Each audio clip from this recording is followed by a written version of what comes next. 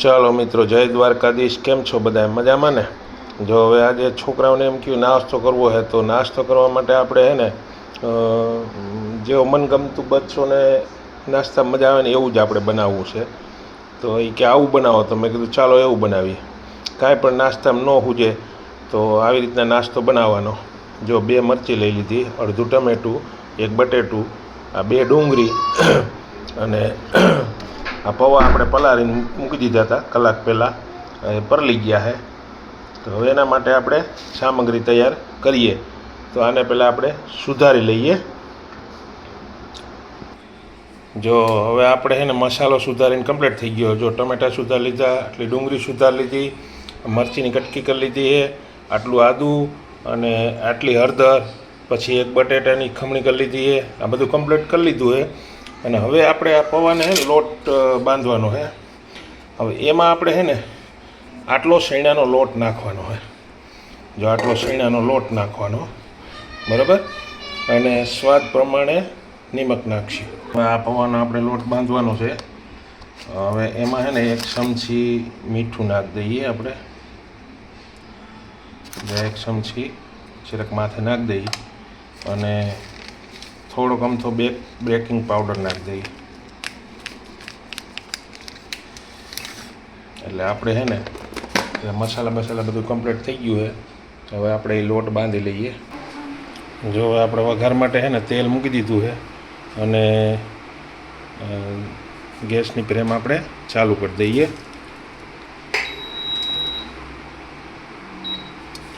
જો ચાલુ કરી દીધી છે ગેસની ફ્લેમ. તેલ આવે ને પછી આપણે આનો વઘાર કરવાનો છે. જાનો આરે છે ને વઘાર કરવાનો છે. વઘાર માટે આપણે અત્યારે તેલ મૂકી દીધું છે. જો આપણે તેલ આવી ગયું, જીરું એડ કરી દીધું. જીરું એડ કરી અને પછી થોડીક છે ને આપણે અડધી ચમચી જેટલી હિંગ એડ કરી દેવાની. હિંગ એડ કરી દઈએ. હવે જો આમાં આદું નાખી દીધું છે, મરચી નાખી દીધી છે અને ડુંગળી નાખી દીધી છે. હવે એને ઘડીક આપણે છાતરવા દેવાનું છે. થોડીક વાર છાતરી જાય ને પછી બીજો આપણે એડ કરીશું. પછી હવે છે ને એમાં લીમડાના પત્તા નાખી દઈએ. એટલે પહેલાં ન નાખાય, પહેલાં નાખો તો એમ કે સ્વાદ સારો આવે, પણ પહેલાં નાખો ને તો બળી જાય. એટલે પહેલાં નહીં નાખવાના, પછી તમે નાખો ને એટલે વ્યવસ્થિત રીતે એનો સ્વાદ એમને રહીએ. હવે આપણે એમાં હળદર એડ કરીશું, થોડી લીલી હળદર. શાકભાજી ગમે એ કોઈ હોય તમે નાખી શકો આમાં. ગાજર છે, કોબી છે, ગમે એ પણ તમે એડ કરી શકો છો. અમારે તો હાલમાં એટલું હતું નહીં એટલે આટલું જ નાખ્યું છે.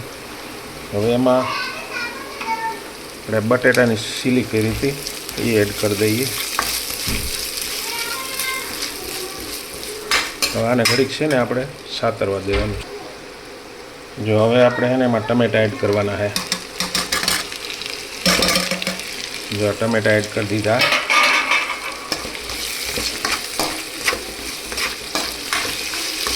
ટમેટા ઘડીક વાર સાતરી જાય એટલે પછી આપણે એમાં મસાલા એડ કરવાના છે. મસાલા બધા સાદા હોય છે, ચટણી, મીઠું, હળદર આવું બધું હોય છે, કોઈ વિલાયતી નહીં. જો હવે આમાં છે ને સ્વાદ પ્રમાણે આપણે મીઠું નાખવાનું છે.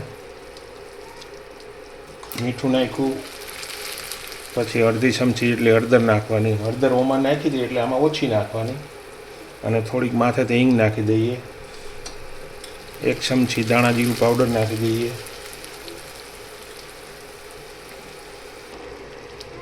જો હવે છે ને આમાં 1 ચમચી ગરમ મસાલો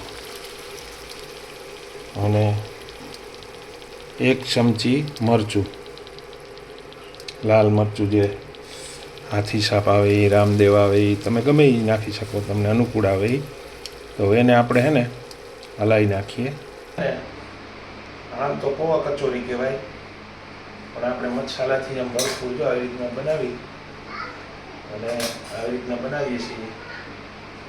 તો અમારા વિડીયોમાં હે ને બન્યા રહેજો. આ રીતના પછી આને હે ને તેલમાં આપણે તરવાની. આ રીતના હે ને કચોરી બનાવી દેવાની. તો કચોરી કયો કચોરી જે કયો એ આ રીતના.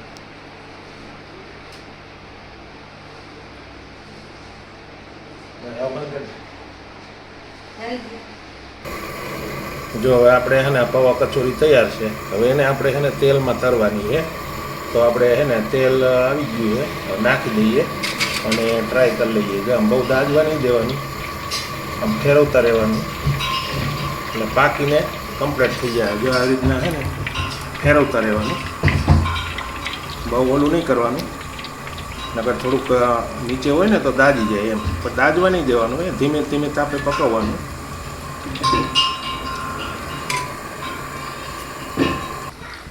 જો હવે આપણે હે ને આ પાકે છે અને ધીમે ધીમે તાપે પકવવાની. જો આમ તો તમે એમ કહો કે પૌવા કચોરી તો પૌવા કચોરી, ને કે ટેસ્ટી નાસ્તો કહો તો ટેસ્ટી નાસ્તો, જે કહો તે.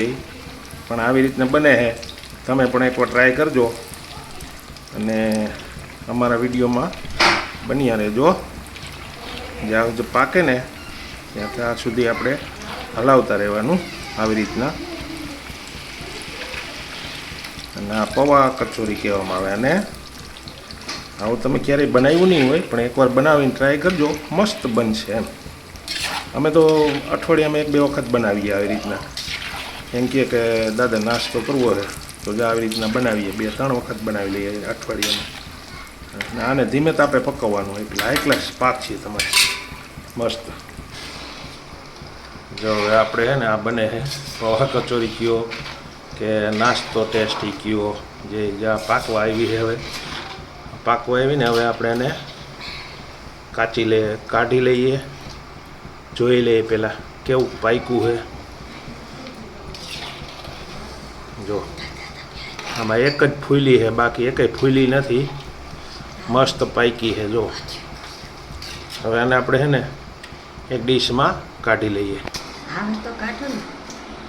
જો હવે આપણે જે કહેતી આમાં ટેસ્ટી નાસ્તો કયો કે જે કયો એ જે આવી રીતના કાઢે છે. પાકી ગયું છે બધું કમ્પ્લીટ, અસલ ક્રિસ્પી બની ગયું છે.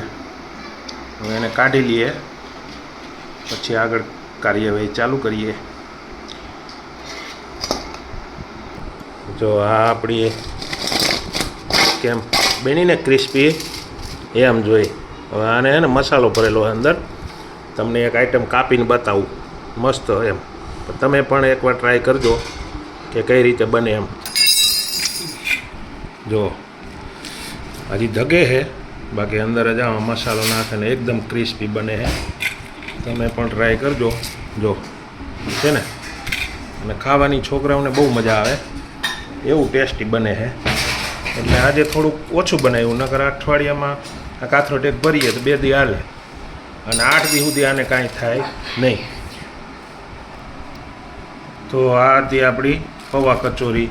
જો આ કચોરી છે, પછી આ તીખી ચટણી છે, આ લીલી ચટણી છે, આ મીઠી ચટણી છે, અને આ પૌવા કચોરી છે. અને તમે પણ એકવાર ટ્રાય કરજો, તમને એમ થાય કે ના બને છે.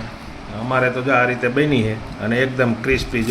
જો આમ મંડે ખખડવા.